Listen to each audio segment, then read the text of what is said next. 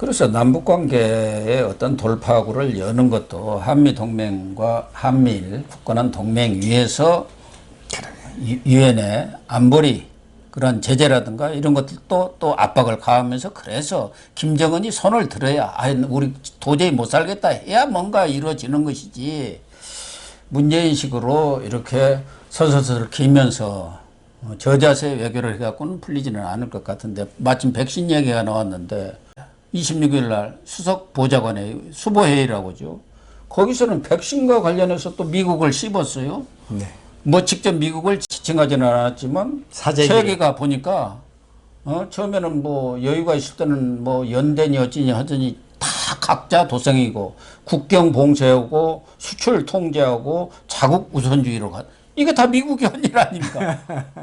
그렇게 이렇게 씹으면서 지금 백신 가뭄, 백신 보릿고개라고 하는 그런 상황 아닙니까? 그걸 과거에는 제약사 탓을 하고 제약사가 말이야 그렇게 값을 올리고 뻐개가지고 우리가 좀 못했다는 식으로 하고 언론이 자꾸 불안을 부추긴다고 해갖고 언론 탓하더니 이제는 미국 탓까지 하고 나섰는데 5월 말씀하신 대로 5월 하순에 이 한미 정상회담이 있는데 이렇게 욕을 하고 가면은 나라도 기분 나빠서 줄라도 안 줄 것 같아요. 무슨 속셈인지를 모르겠어요. 화이자 백신을 2천만 명분을 확보했다는 보도가 있었죠. 그 사이에. 근데 언제 들어올지도 몰라요. 그러다 보니까 좀 기가 사른 것 같습니다. 우리가. 그 이제 문재인 대통령은 그동안에 백신 확보에 아무 문제가 없다고 얘기를 해왔습니다. 예. 근데 우리는 며칠 전까지는 루안다 밑에 있었고요. 지금은 이제 100위입니다. 100위. 예. 그 다음에 OECD 국가들 가운데 밑에서 세 번째. 그렇게 접종을 하다 보니까 4.5% 정도 접종했는데요. 그러다 보니까 국민들이 불만이 우리가 믿고 표도 찍어줬고 우리 방역에 협조했는데 지금 우리가 이렇게 백신 그 빈국이 되고 이렇게 되는가 이런 문제에 대해서 불만이 이제 올라오는 거죠. 그러니까 이제 그렇게 했다가 2천만 분 확보하니까 거기서 기가 좀 사신 것 같은데 언제 들어오는지를 모르고요. 언제 우리가 맞을 수 있는지를 모른다 이겁니다. 네. 근데 그 보건당국은 뭐라고 얘기를 하고 있냐면은 그거는 협상의 내용이기 때문에 밝힐 수 없다고 얘기하고 있습니다. 근데 일본은 지금 1억 분의 화이자 백신을 가져오면서 9월부터 놓는다. 9월에 들어온다. 이걸 밝히고 있거든요. 그러니까 얼마에 샀는지 또 언제 들어오는 건지 언제 접종할 수 있는 건지를 모르고 너희는 입 닥쳐줘. 입 닥쳐요 지금.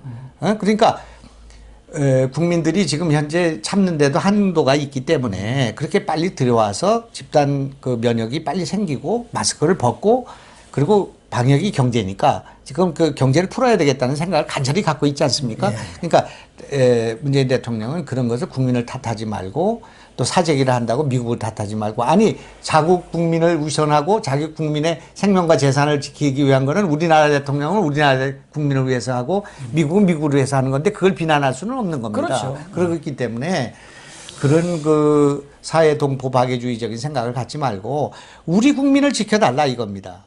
우리가 지금 마스크 쓰라면 썼고 거리 두라면 거리 뒀고 사람 만나지 말라면 만나지 않고 우리 이렇게 말 잘 듣는 국민이 어디 있습니까? 그런데 우리가 지금 언제 이 마스크를 벗게 되는 건지 언제 백신을 맞게 되는 건지 아무도 모르는 이런 나라를 만들어 놓고 그래 백신은 아무 필요가 없다. 늦게 맞아도 상관없다. 나중에 다른 나라가 맞고 나서 안전한 걸 보고만 놓자. K방역이 우리가 세계 제일이기 때문에 큰 문제 없다. 다른 나라하고는 다르다. 그런 얘기를 자기들이 해가지고 오늘날 이 사태를 초래했고요. 게임 체인저라는 게 있습니다. 이 백신 팬데믹을 줄이는 거는 치료제 갖고는 안 되는 거거든요. 네. 치료제는 맞고서 증상을 완화할 수 있을 뿐이지 그걸 종결시키지는 못한다 그런 얘기예요. 백신이 있어야 되지. 네. 치료는 마스크도 줄일 수는 있지만 이걸 해결하지는 못한다 그런 얘기입니다. 그러니까 팬데믹이 왔을 때는 백신이 있어야 된다는 건 상식인데 백신을 만드는 일에 소홀했던 이 정부가 무슨 입이 있어서 이런 얘기를 하느냐 그런 얘기예요. 그러니까 이거는 청문회를 해야 된다. 청문회를 해서 누가 백신을 이렇게 그 소홀하게 생각했는지 그런 사람은 또 왜 청와대 비서관으로 김호란이라는 분을 그래서 지금 보니까 그분이 통역당 출신이라는 게 밝혀진 거예요. 아버지가 아버지가. 그런데 제가 이제 이 자리를 빌어서 말씀드리는데 우리는 통역당의 딸이기 때문에 그 사람을 청와대에 쓰지 말자는 얘기는 아니에요. 그건 연좌지기 때문에 우리는 그렇게 생각하지 않습니다. 그러나 운동권, 범 운동권 아닙니까? 한명숙 총리도 그러시고 그런 운동권 출신이기 때문에 그 사람을 그렇게 백신에 관해서 정말 국민의 염장을 지르는 일을 해왔는데 상식에 반하는 그런 주장을 그것도 김어준이한테 가서 54회나 그렇게 방송을 하고 김어준 다스 베어답니까? 베이답니까? 나는 그거 듣질 않아서 모르겠는데 거기도 가서 10번이나 얘기를 했어요. 그렇게 K방역의 홍보사 같은 역할을 한 사람을 왜 하필이면 거기다 갖다 앉히느냐 그런 얘기예요. 그것은 운동권을 우대하는 저 사람들의 생각이 있지 않습니까? 사람이 먼저다가 아니라 우리 사람이 먼저다. 내 사람이 먼저다. 내 사람이 먼저다. 문파가 먼저다. 그거에 입각해서 저기다 갖다 앉히니까 국민들은 저건 아니다 이렇게 생각하는 거죠. 그렇지 않습니까? 그렇습니다. 어쨌든 문재인 정권이 백신 확보에 실패해 놓고 지금 국민들을 상대로 해서 희망 고문만 계속하고 있습니다. 백신이 확보가 돼야지 치료제든 뭐 K방역이든 무슨 소용이 있습니까? 거리두기 아니라고 경제도 망가지고 국민들만 생고생하고 개고생을 지금 하고 있는 상황 아닙니까? 어쨌든 그건 그렇다 하더라도 마지막으로 지금 문재인 대통령이 5월 북미 정상회담에 가서 북미 그런 대화 재개 문제도 그렇게 큰 성과를 거둘 것 같지도 않고 이렇게 요구고 가는데 바이든이 그래 잘했다 하고 등 두드리면서 백신 많이 갖고 가라 할 것 같지도 않고 뭘로 가는지 모르겠어요.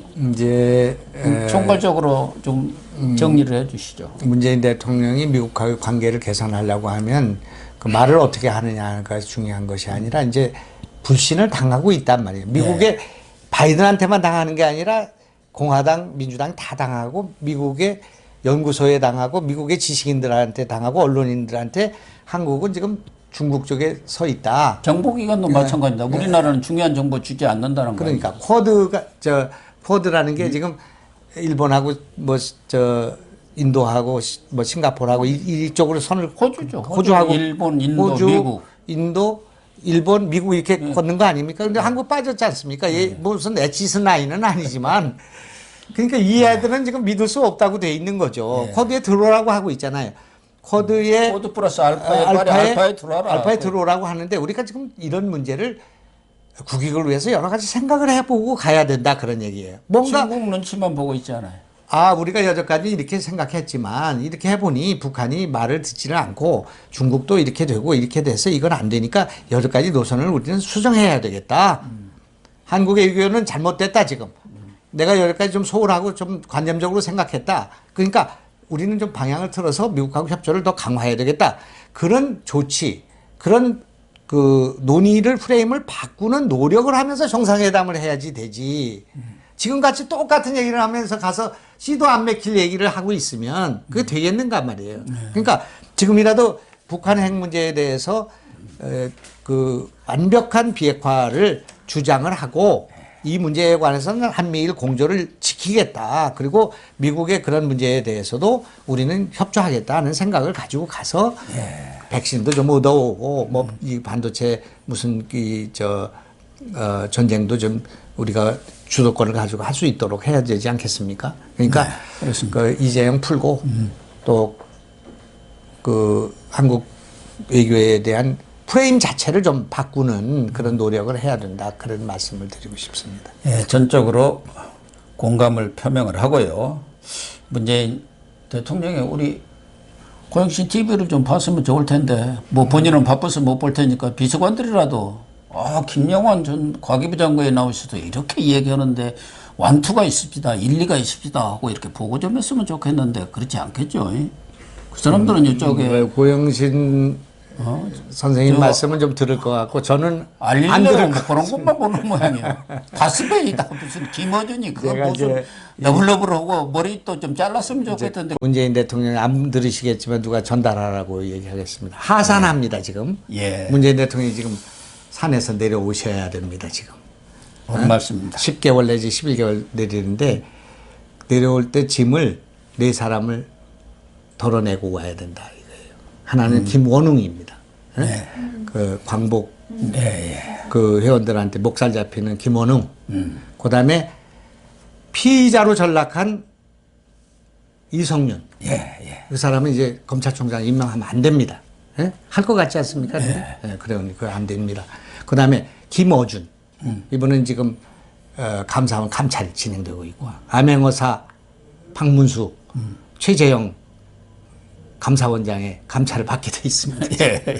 그렇지 않습니까? 예, 그다음에 김호란 아까 얘기했으니까 빼겠습니다. 이런 분들을 다 내려놓고 새로 출발하셔야 된다. 그렇게 하지 않으면 영축산 밑에서 강아지 기르면서 이렇게 편안한 여생을 보내기가 어렵다. 그 제 말씀을 충정을 좀 잘 들었으면 좋겠습니다.